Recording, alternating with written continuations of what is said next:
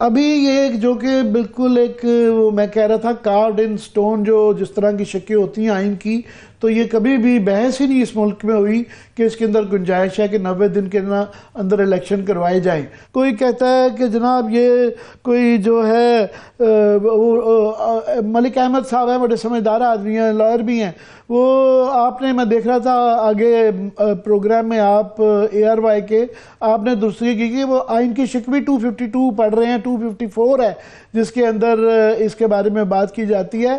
تو نئی ایک بات یہ آج کی گئی، آج ٹی وی شوز پہ یہ چل رہی تھی بات، کہ میرا لمبا سوال ہو گیا مگر میں چاہ رہا ہوں آپ مفصل جواب ایک ہی دفعہ دے دیں کہ جی وہ سپریم کورٹ جو ہے اس کے پاس تو اختیارات ہی نہیں ہے، اس کے پاس کوئی ایف آئی اے پولیس تو نہیں ہوتی ہے کہ وہ اگر کہیں تو وہ پھر ان کے کہنے کے پہ کروائے جا سکے۔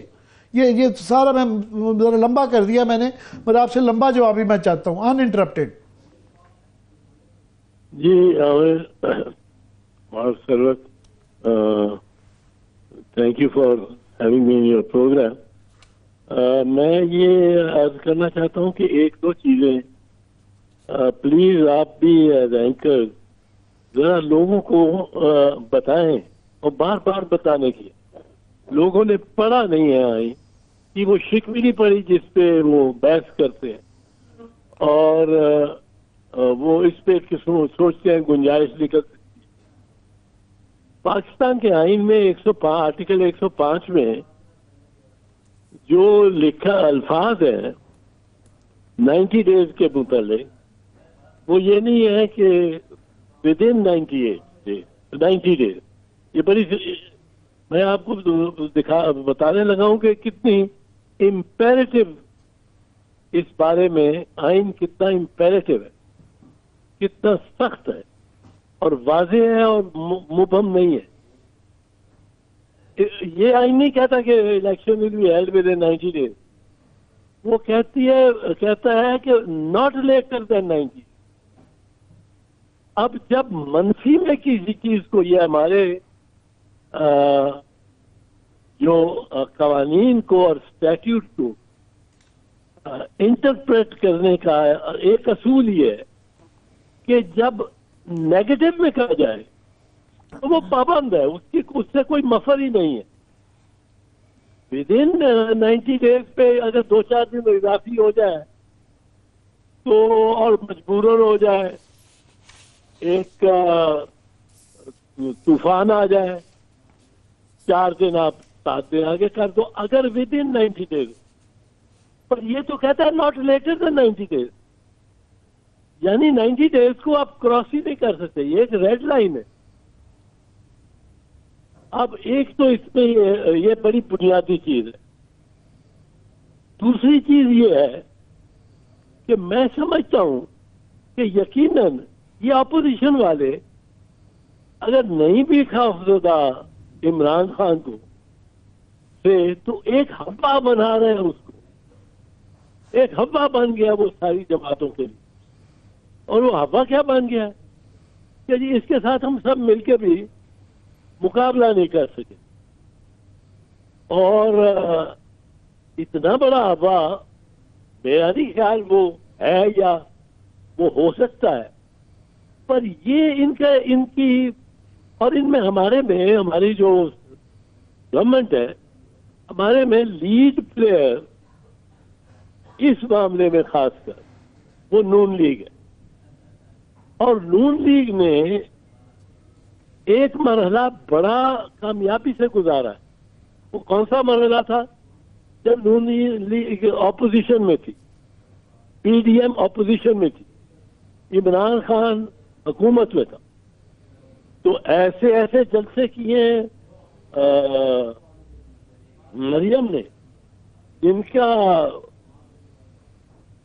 جن کی تعداد جتنی بڑی بھی ہو یا چھوٹی ہو، پر ان میں بڑا جوش جذبہ تھا۔ آج وہ مریم جلسہ کرتی ہے، مریم کی ریسیپشن ہوتی ہے، ایئرپورٹ پہ ریسیپشن، لوگ توقع کر رہے تھے کہ بی بی شہید کی 1985 والی تو ہرگز نہیں کر سکتی مریم، پر مریم ایک پورا ایک جذباتی جلسہ لے کے آئی. اس سارے جو آئے ہوئے تھے ایک نعرہ نہیں لگا. میں تو دیکھتا رہا, یہ تقریر کر رہی تھی اور ڈیڈ فش کراؤڈ تھا, صرف ڈیڈ فش کراؤڈ, کوئی ان میں سے جذباتی تھے. اور مریم وہ ہے جو اس کو وہ شخصیت ہے جس نے شریف خاندان کو ورچولی سنگل ہینڈیڈلی بڑی مشکلات سے نکالا ہے. اب میاں صاحب کو باہر جو بھیجا ہے وہ مریم کے جلسے تھے, مریم کی اسٹرینتھ تھی. یہ بھائی تو دونوں اس کے بھاگے ہوئے ہیں بغورے. میاں صاحب والد صاحب بھی بھاگ گئے, مفرور ہو گئے. وہ جو ڈار صاحب ان کی فیملی میں وہ بھی غائب, مفرور کے دونوں بیٹے بھی مفرور. یہاں تو لڑنا تھا, اگر کوئی دو بندے کر رہے تھے شریف خاندان میں تو ایک وہ حمزہ تھا اور ایک مریم تھی. حمزہ نے کو تو مریم نے کوئی ایسی پلٹی ماری ہے کہ وہ چھوڑ گیا ہے. وہ تو دل برداشتہ ہی ہوگی. اس کو تو ہے کہ میں جتنا بھی کروں, یہ میری کزن جو ہے, میری بہن, یہ اب اس کو ہی ملنا ہے, مجھے کچھ نہیں ملنا. وہ تو راستے سے ہٹ گیا. مریم نے بچایا باپ کو بھی. اب باپ اور مریم اصل میں پی ایم ایل نواز ہے.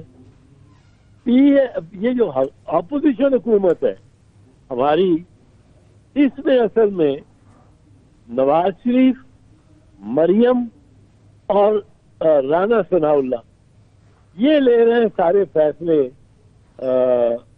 اس کے سیکیورٹی کے.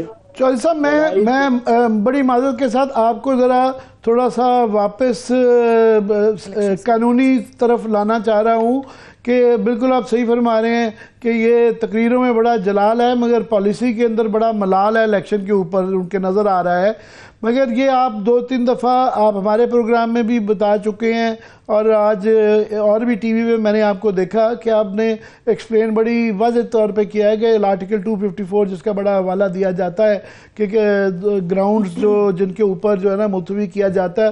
اور آپ ہمارے پروگرام میں یہ بھی بتا چکے, میں دہرانے نہیں چاہتا, کہ جو حاجی سیف اللہ کیس کا اندر جو عدالت نے کہا تھا اس میں کنڈون کیا تھا کہ حالات بہت ناگزیر ہیں, درگزر کیا تھا, آتھرائز نہیں کیا تھا. اسی طرح بی بی کا جو الیکشن ان کی شہادت پہ جو تھا اس وقت بھی حالات بہت زیادہ, ایک تو بہت بڑی وجہ تھی اور وہ گراؤنڈ بہت بڑی تھی, اس میں بھی اس کے باوجود بھی درگزر کیا تھا.